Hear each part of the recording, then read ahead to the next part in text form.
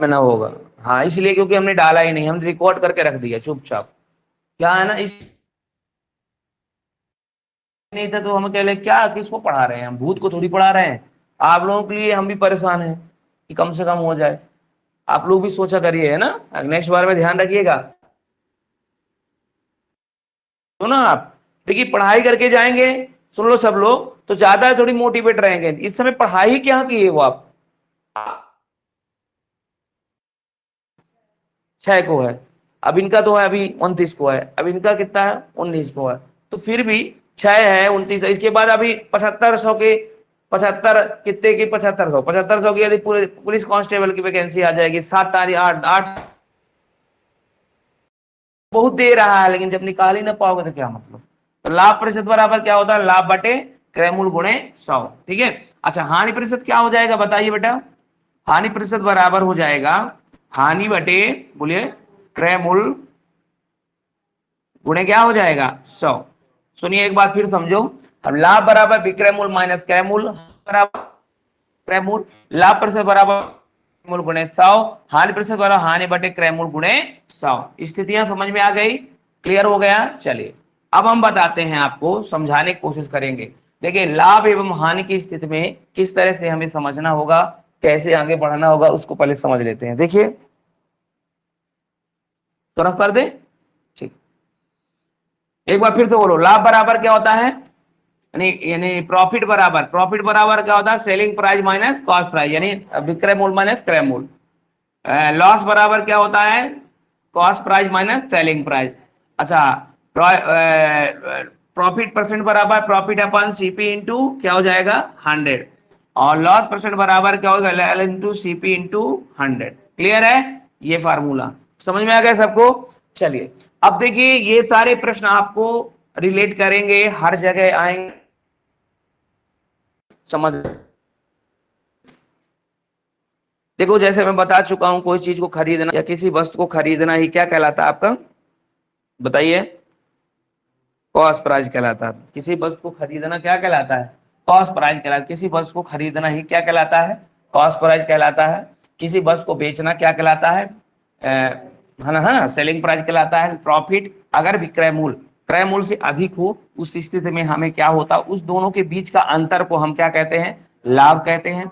अगर विक्रय मूल्य क्रय मूल्य से कम हो, तो उन दोनों के बीच के अंतर को हम क्या कहते हैं, हानि कहते हैं। ये सारा चीजें मैंने इसमें लिख दिया है, इस पीडीएफ आपको मिल जाएगी। अब हर वीडियो के नीचे आपको ये पीडीएफ मिल जाया करेगी, जो भी वीडियो रहेगा उसके नीचे, ठीक है।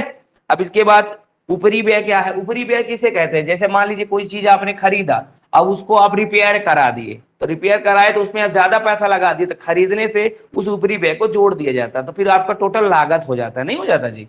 जैसे मान लीजिए आपने किसी को 5,000 में खरीदे सेकंड हैंड चीजों को, अब वो अच्छे से चल नहीं रही, वर्क नहीं कर रहा है, तो उस पर आप क्या किए, उस पर आपने उस पर ऊपरी व्यय लगा दिया, मतलब उस पर ज्यादा पैसा और खर्चा कर दिया, तो आपको आखिरकार पैसा तो खर्चा हो ही रहा है ना, तो आप ऊपरी व्यय में ही कहलाएगा कि नहीं कहलाएगा, कहलाएगा इसी से। ठीक है, तो ये ऊपरी व्यय कहलाता है। अच्छा महत्वपूर्ण सूत्र है, जैसे मैंने बता चुका है, ये महत्वपूर्ण सूत्र है, इसको आप देख सकते हैं और अच्छे से समझ भी लेंगे कि भैया देखो, लाभ बराबर क्या होता है, विक्रय मूल्य माइनस क्रय मूल्य, यही बताया मैंने।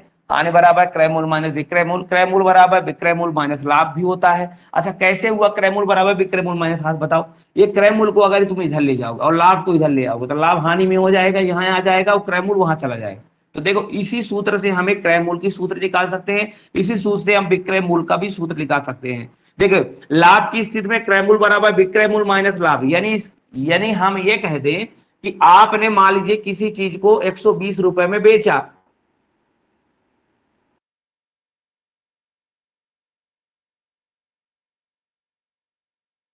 क्या करेंगे बताइए, तो आप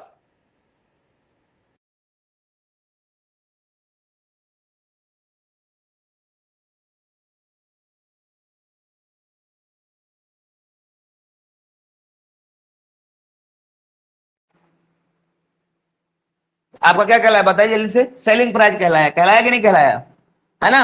अब ये सेलिंग प्राइस कहला गया।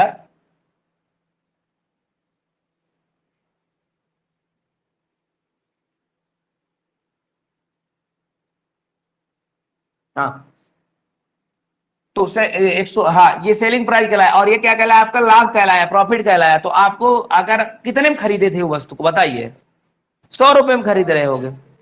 कैसे पता चला 100 रुपया? जब सेलिंग प्राइस से प्रॉफिट को क्या कर दिए, घटा दिए, तो जो बचा हुआ आपका क्या कहलाया, क्रय मूल्य। वही चीज तो है, क्रय मूल्य लाभ की स्थिति में क्या होगा, विक्रय मूल्य माइनस लाभ। अच्छा हानि की स्थिति में कैसे हुआ, मान लीजिए किसी वस्तु को आप 80 रुपए में बेच दिए और आपको 20 रुपए का हानि हुआ, क्या हुआ, तो आपने कितने में खरीदा रहा होगा बताइए। किसी वस्तु को आप 80 रुपए में बेचते हैं तो आपको कितना हानि होती है, 20 रुपए के, तो कितने में खरीद रहे होगे आप, बिल्कुल सही है 100 रुपए में खरीद रहे होगे। इसमें कौन सी बात है, 100 रुपए में खरीद रहे होगे, नहीं खरीद रहे, खरीद रहे होगे भैया उसको 100 रुपए में खरीद। क्यों, तो हानि की स्थिति में क्या होता है कि अगर आपको क्रय मूल्य निकालना होता है हानि की स्थिति में, तो आपको क्या करना है कि विक्रय मूल्य में हानि को क्या कर देना है,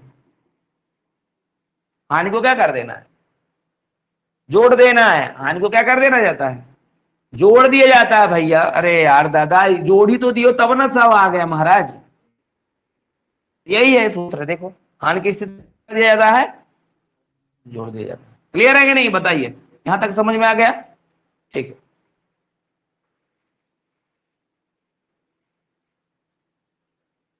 हाँ यहाँ पे देखिए, एक व्यक्ति किसी वस्तु को 120 रुपए में क्या करती है, खरीद कर 150। अच्छा इसको थोड़ा सा बता दो, लाभ प्रतिशत मैं बता चुका हूं क्या होता था, मैंने ऐसा कर दिया था, लाभ बटे क्रय मूल्य गुणे 100, ऐसा कर दिया था, नहीं कर दिया था, ये क्या किया है गुणे 100 पर अंदाज कर दिया, कोई दिक्कत है नहीं ना।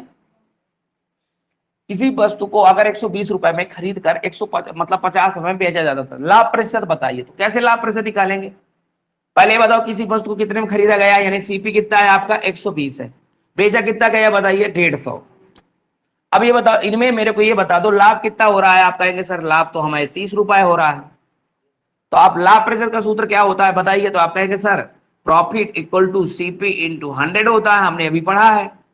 तो पी कितनी वैल्यू आया 30 आया, और सीपी कितना हुआ आप कहेंगे सर 120 हुआ, गुणे क्या हो गया 100, जीरो जीरो कैंसिल हो गया, ठीक है। ये यहां गुणा कर देंगे क्या हो जाएगा 300/12 हो गया ना जी। अब इसको क्या करेंगे, 3 से काटेंगे, 3 एक कम 3, 100 हो गया, 3 को 12, 100 बटे क्या हो गया 4। अब 100/4 को भाग देंगे तो कितना आएगा 25% आएगा, यानी उसे कितना लाभ मिला बताइए 25%। तो नॉर्मली ये बहुत बेसिकली बहुत अच्छे कॉन्सेप्टेबल क्वेश्चन होते हैं, बहुत ज्यादा दिक्कत नहीं करेंगे, आपको समझ में आ भी गया होगा, क्यों नहीं आया,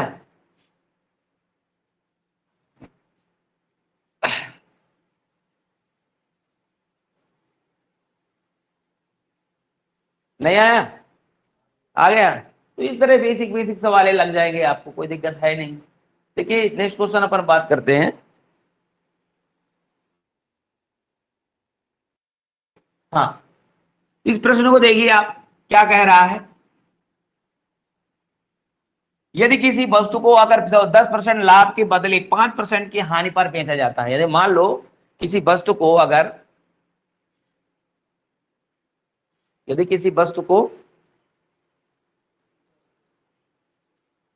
हाँ यदि किसी वस्तु को 10% लाभ के बदले 5% हानि पर बेचा जाता है तो विक्रय मूल्य 15 रुपए कम प्राप्त हो जाता है। तो वस्तु का क्रय मूल्य क्या है, किसी वस्तु को 10% के लाभ के बदले 5% हानि पर, यदि देखो अगर मान लीजिए वो वस्तु का क्रय मूल्य मान लो रहा होगा 100%।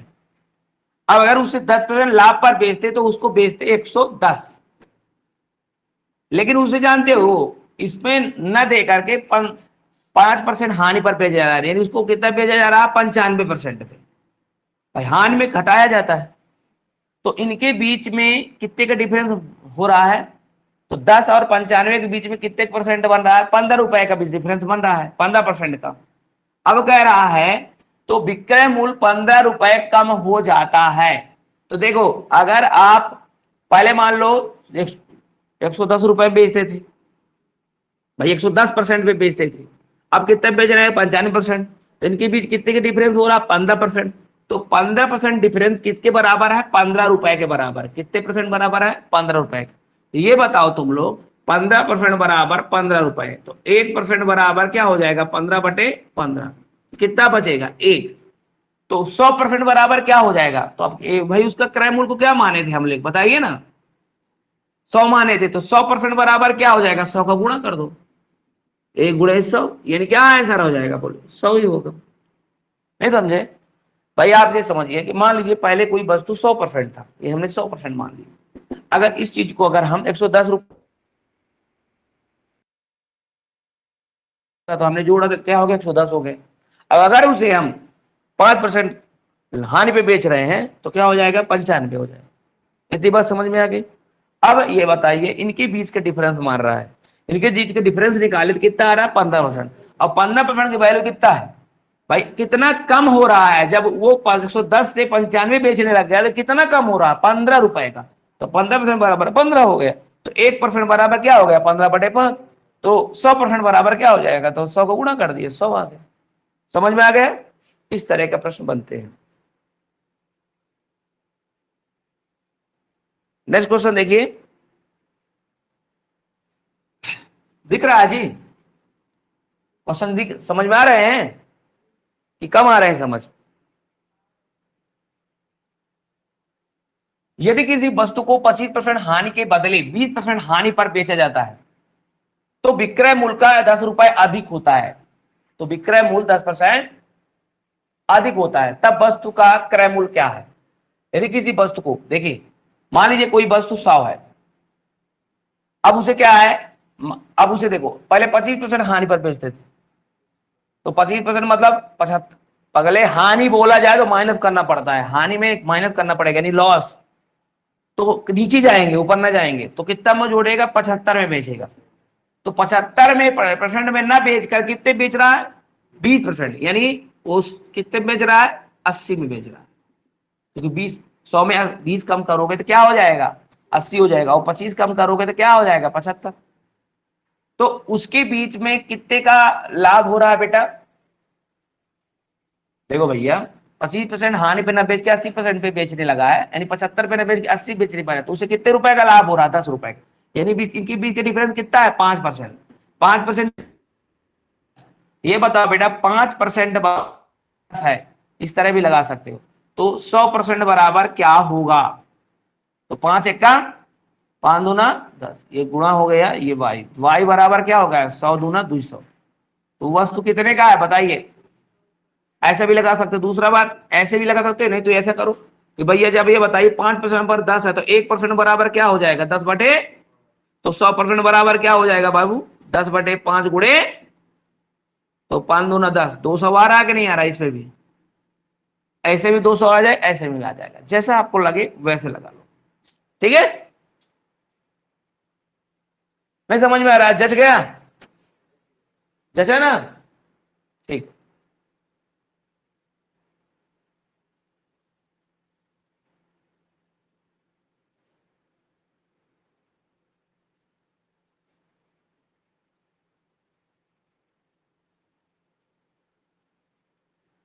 क्लियर हो रहा कि नहीं?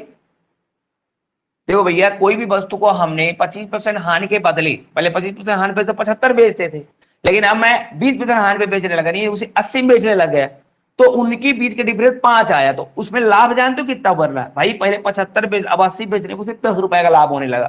तो 5% बराबर जब 10 है तो 1% बराबर 10/5, यानी 2 हो जाएगा। तो 100% बराबर 100 दूने 200, यानी 200, 2 गुणे 200 हो जाएगा। इस तरह इसमें भी लगा सकते हो। अगर ये नहीं बने तो ये लिखो कि जब 5% की वैल्यू 10 है तो 100% की वैल्यू क्या होगा? 100% मतलब उसका क्रय मूल्य। 100% क्या माना करते हैं हम? उसका क्रय मूल्य मानते हैं।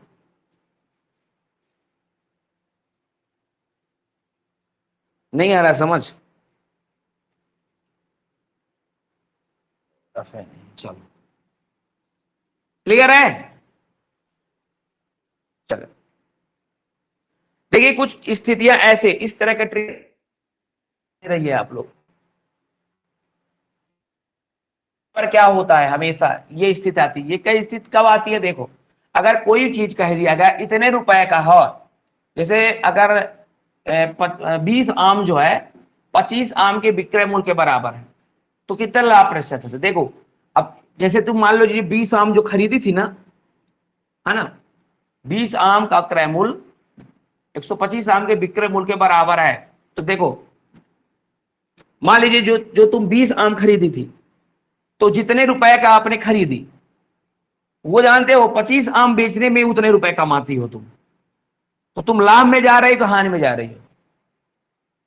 20 आम जितने में खरीदी, मान लीजिए अब उतने पैसे तुम कमाना चाहती हो जितना आम खरीदी हो, तो उसे तुम्हें 25 आम बेचना पड़ रहा है, तो तुम लाभ में जा रहे हो कि हानि में जा रहे हो?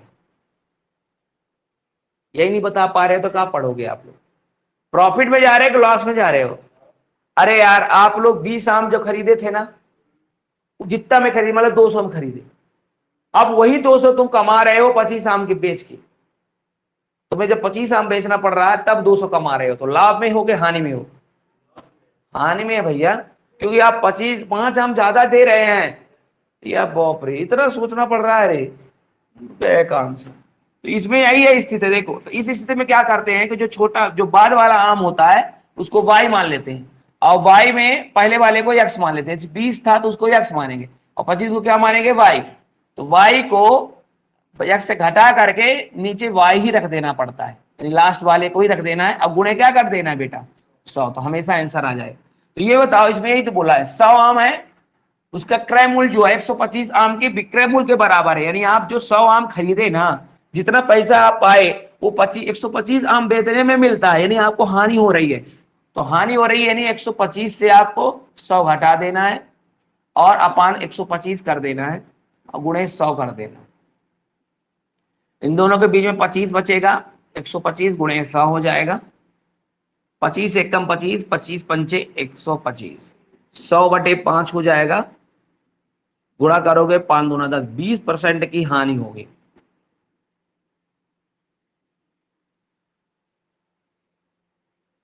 अच्छा, लाभ कब होगा? लाभ तब होगा, सुनो इधर, लाभ तब होता है जब ये बोलता कि 100 आम को 80 आम बेचने में लाभ, मतलब पैसा मिल जाता है, तो इसका मतलब है भैया उसको 20 आम फायदा में हो रहा है। अब इसमें तो 125 आम बेचना पड़ रहा है, 25 आम उसको घाटा हो रहा है।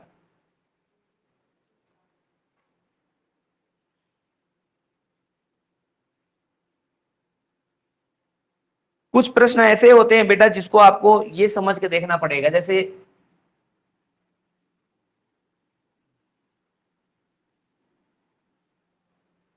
देखिए, इसमें क्या कह रहा है यहाँ पे समझिए।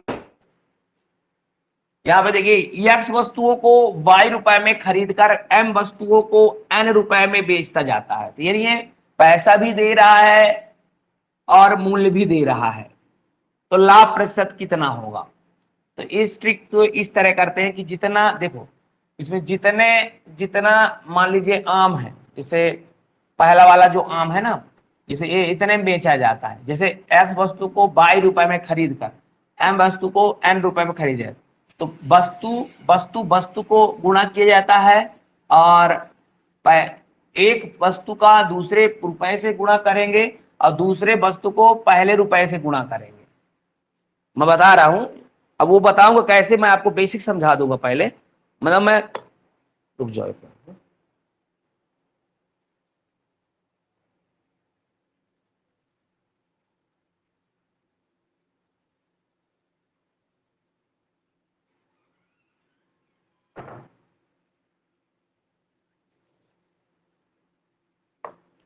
देखिए, मैं ये कहना चाहता हूं, देखो आप पहले प्रश्न को देखो। मान लीजिए मैं पहले बेसिक समझा दूं, फिर इस ट्रिक को समझाऊंगा, ठीक है? ये बताइए, आप 16 वस्तुओं को 24 में खरीद कर, 16 वस्तु कितने में? 24 में खरीद कर 8 वस्तु को 18 रुपए में दर में बेचे जाते। देखो बेटा, 16 वस्तु को जब 24 में खरीद करके, 16 वस्तुओं को 24 रुपए में खरीद कर, और 8 वस्तुओं को 18 की दर से बेचा जाए,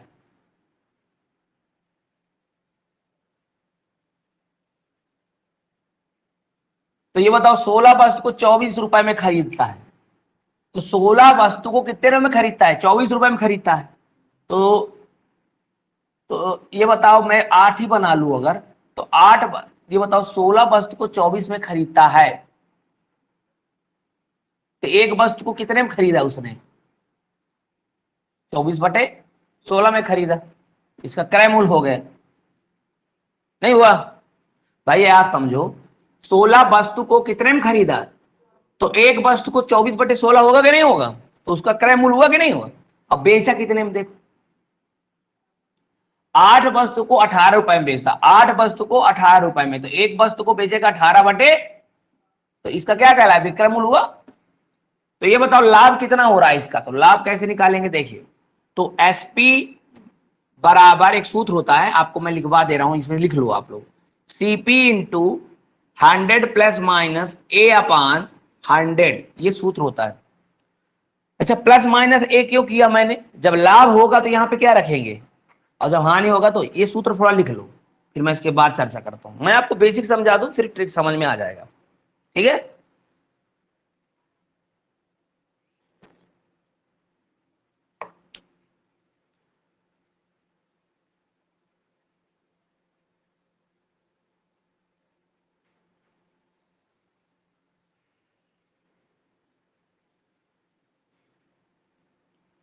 हाँ तो अब मैं क्या करूं, एसपी कितना है इसका बताइए, 8 18 और सीपी कितना है बताइए, 24।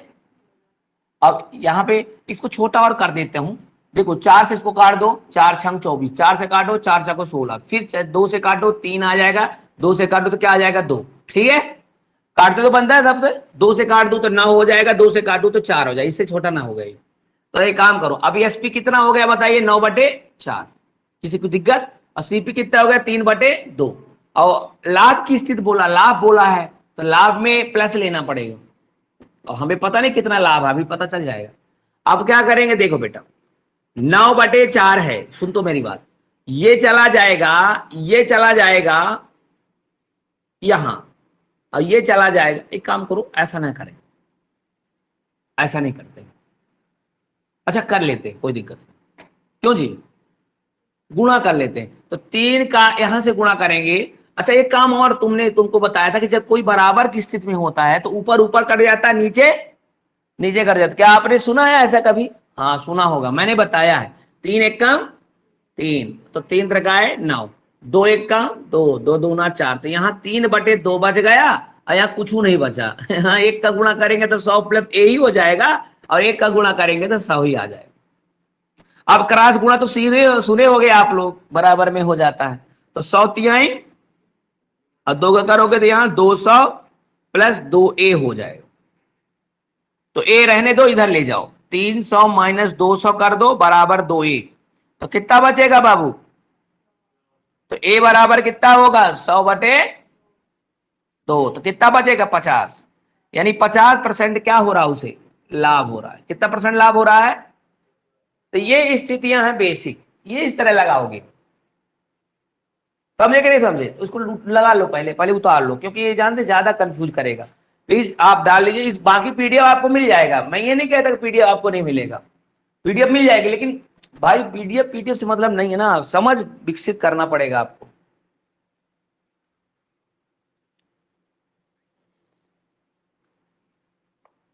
मेरे हिसाब से मैंने अच्छे समझाया है आज, क्यों, क्वेश्चन भी ठीक है आपके सामने दिख रहा है, कहाँ जा रहे हो, बाहर रख देना।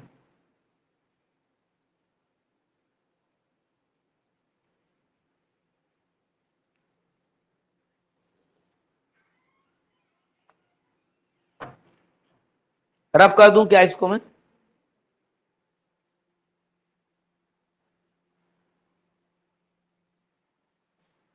देखिए इधर पहले हमने ये किया, कट किया, 3/2 हो गया, ये किया, इसके बाद ये कट गया, ये हमारा एसपी कहलाए, ये सीपी यानी विक्रय मूल्य या क्रय मूल्य, विक्रय मूल्य बराबर क्रय मूल्य बराबर ये कर दिए, प्लस की स्थिति में, लाभ की स्थिति में प्लस होता है, प्लस कर दिए, फिर हमने ये कर दिया, ये 50% आ गया, ठीक है, कैसे आया, कट करके, सारी चीजें क्लियर हो गई कि नहीं। अब देखिए जो आपका इसमें ट्रिक बता रहा है वो क्या बता रहा है, आप पहले समझिए, ये ट्रिक बना कैसे है, ये क्यों कर रहा है, जल्दी लाने के लिए कर रहा है, ठीक है, तो इस पे आप कंफ्यूज बहुत ना होइएगा।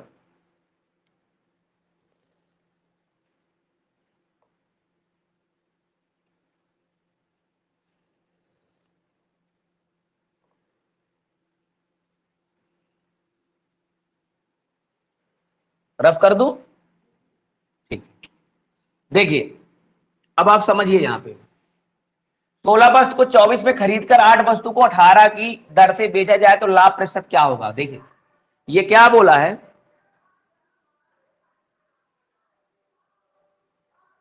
मान लीजिए 16 वस्तु आपको, 16 वस्तु को कितने में बेचा जाता है, 16 वस्तु को कह रहा है 24 में बेचा जाता है, ठीक है, और 8 वस्तु कितने में बेचा जा रहा है, 18 में। तो आपको क्या करना है, ये क्रॉस गुणा आपने सीखा होगा, तो आप ले पहले कट करिए, पहले आगे तो करके 8 एक काम 8 दूना, फिर 2 से काटो इसको 9 और 2 से काटो तो 12, 3 से काटो 3 त्रिकाई 9 3 छक्को 12। ये क्लियर हुआ, इसका इससे गुणा और इसका इससे गुणा, तो 3 दूना 4 3 दूना 6, 3 दूना 6 ना होता जी, और 4 एक काम 4। इस ट्रिक से नहीं, ट्रिक से बता देना, मैं तो उसी तरह से बताने लगा। हाँ देखिए इसमें क्या किया है, पहले ट्रिक को समझो, उसमें तो मेरे को समझ में आ गया, इसमें ज्यादा नहीं समझ में आ। देखो क्या होता है, ये एक्स है ना, तो ये पहला वाला जो एक्स है, ये एक्स है जो सुन रहे हो जी, तो पहले दूसरे वाले से गुणा होगा। भाई देखो मेरा कहने का मतलब ये है, और दूसरा वाला जो पैसा है पहले वाले वस्तु से गुणा होगा। तो देखो पहला वाला का मतलब ये है कि ये वाला वस्तु किसकी रुपए से होगा, 18 के रुपए से।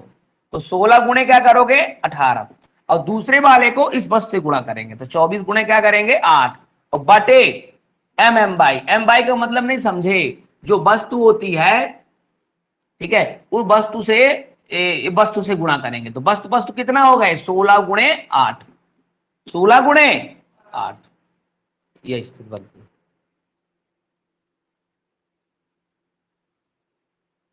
अब देखिए, अब इसको करेंगे, गुणा कर लीजिए भैया, 18 छंग 72, 18 एक कम 18 7, 19 20 21 22 23 24 25, ठीक है, माइनस 8 चको 32, और 8 दूना 16 3 16 3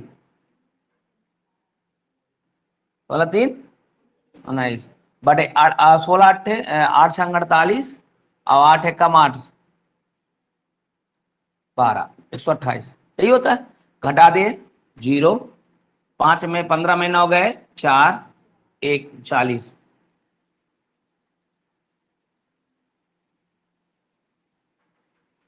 गुणे 100 होता है ना बेटा, ये गुणा 100 हमने करावे नहीं ना। देखो अब क्या करेंगे, काट करके 4 से काटते हैं, 4 से 4 एक कम 4 4 तेई 12 4 दूना 8, नहीं आएगा जी, गलत आ रहा है, ये ट्रिक गलत कर रहा है। वो वाला ठीक है जो हम समझा दिए हैं, कर लोगे जी, एक बार फिर से बता दे रहा हूँ, वो वाला ये वाला नहीं समझ में आ रहा, ये ट्रिक ना समझिए। देखो 16 वस्तु को 24 में खरीदा गया, 16 वस्तु को 24 में खरीदा गया, सुन रहे हो, या 24 रुपए में हमने 16 वस्तु खरीदा, क्लियर है। अब देखिए दूसरा, देखो या ऐसा भी कर सकते हो, और दूसरा क्या कह रहा है कि ये बताओ 18 रुपए में 8 वस्तु खरीदा, है ना, तो देखिए 8 एक कम 8 दूना 2 एक कम 12 दूना, तो अब इन दोनों का अगर विलोमानुपात करेंगे तो 12 बटे क्या बनेगा 18 होगा। इन दोनों में कितने का डिफरेंस जा रहा है, इन दोनों में कितने डिफरेंस जा रहा है 6 का, और बटे क्या है 12, और गुणे क्या कर दोगे 100, 12 6 एक कम 6 6 दूना 12, 100 में किसका भाग दे दोगे 2 का, तो आंसर क्या आ जाएगा 50%, आ गया 50%। देखो क्या हुआ, सुनो, हमेशा वस्तु को रुपए को ऊपर रखा जाता, तो रुपए कौन है 24, और नंग को नीचे रखा जाता है हमेशा। अब इसमें बताओ रुपए कितना है और नंग कितना है, दोनों को पहले काट लो, ऊपर नीचे ऐसे भी काट सकते हो, काटे तो कैसे कट गए ऐसे, 8 एक कम 8 दूना 2 से काटे 2 हाँ 2 एक कम 2 12 दूना 24, कट गया। अब ये बचा 18 चला गया नीचे, 12 ऊपर था, तो 12 बटे क्या हो गया 18, यहाँ कुछ नहीं बचा। इनके बीच के डिफरेंस मान लो, इसको सीपी मान ली, इसको क्या मान लिए, इनके बीच के डिफरेंस कितना आया, और पहले कितना था गुणे, तो 6 का 6 दूना 12, 100 बटे क्या बनेगा, ये वो ट्रिक। लेकिन बजो उससे अच्छा हमारा ये ट्रिक, इसलिए मैं मेरी बात सुना करो। इसके पैसा इसके नंग, सुनो, इसके पैसा इसके नंग, दूसरे का पैसा दूसरे का पैसा दूसरे का नंग, और क्रॉस गुणा कर दिया करो, ठीक, या कि काट पीट के जैसे ऐसे हमने किया, और उसको घटा करके 100 का कर दिया करो।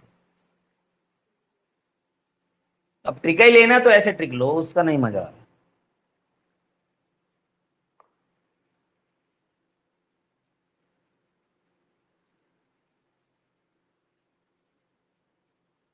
आप लोग सुबह शाम को कहाँ जाते हैं, तुम 4 बजे ना आ पाओगी, अब हम क्या बताएं यार,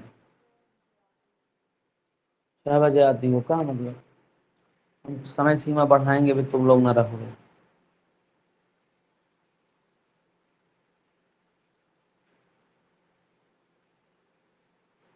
बढ़ाना पड़ेगा बेटा।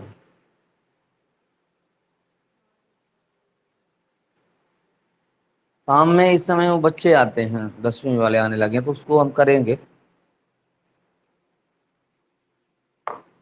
शाम के। एक साइंस शाम को पढ़ाया जाएगा, मैथ इस पे पढ़ाया जाएगा।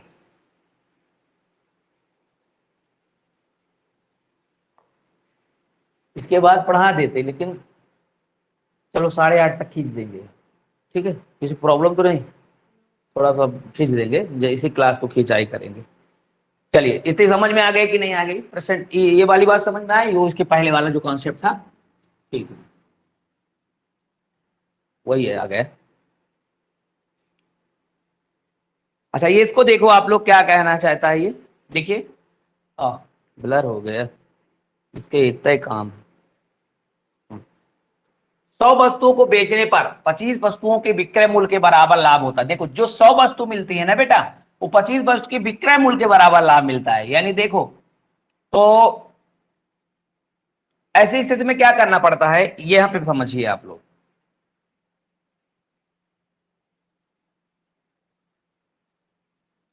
देखिए, उसी तरह से है, बस समझना बस है। देखिए, यहां पे क्या है, 100 वस्तु को बेचने पर 25 वस्तु के विक्रय मूल्य, यानी इतना लाभ कमा रहा है कि 100 वस्तु को जब बेचते हैं ना, जब हम 100 वस्तु को बेच देते हैं, तो 25 वस्तु के विक्रय मूल्य के बराबर होता है। बाप रे, 25 वस्तु के विक्रय मूल्य के ही बराबर जो है लाभ मिलता है। यानी एक व्यक्ति को अगर हम आप जब 100 वस्तु बेच देते हैं ना, तो आपको जानते हो कितना लाभ मिलता है। जब आप 25 वस्तु को जितना आप बेचने में, जितना 25 वस्तु बेचेंगे ना, उतने रुपए उसको लाभ मिल जाता है। अब कुछ कुछ समझ में आ रहा मेरी बात, मतलब मेरे को उतना लाभ मिल रहा है, मतलब मैं 100 वस्तु बेच दिया ना, तो मैं जानता कितना लाभ लेके चला गया मैं घर में। मैं 25 वस्तु को मैं बेचता, उतने रुपए मेरे को एक्स्ट्रा मिल गए 100 वस्तु बेचने में। यानी कुल मिला के मैं 75 वस्तु बेचा, मतलब मेरी लागत 75 वस्तु की हुई, नहीं हुई जी। ऐसी स्थिति होता है बेटा, मानिए। तो आप ये बताइए, मान लीजिए मैं 100 वस्तु को क्या किया, बेचा, तो मेरे को लाभ कितना मिल गया बताइए, 25 वस्तु। तो मेरे को अगर क्रय मूल्य निकालना है, तो मैं क्या करूंगा, याद करिए कि लाभ की स्थिति में क्या करना पड़ता है, क्रय मूल्य से लाभ को घटा दिया जाता है, तो क्रय मूल्य निकल जाता है, तो कितना मिलेगा, 75। यानी मेरा क्रय मूल्य कितना हो गया, 75, और मैं लाभ कितना कमा रहा हूं, 25। तो लाभ प्रतिशत बराबर क्या होता है, लाभ बटे क्रय मूल्य। तो क्रय मूल्य कितना आ गया, 75, गुणे क्या कर दोगे, 100। तो 25 एकम 25, 25 तिहाई 75, तो 100 बटे क्या कर दूंगा, 3। तो 3 त्रिकाई 9, 3 त्रिकाई 9, 33 सही 1 बटे 33 सही 1 बटे 3%। 33 सही 1 बटे 3%।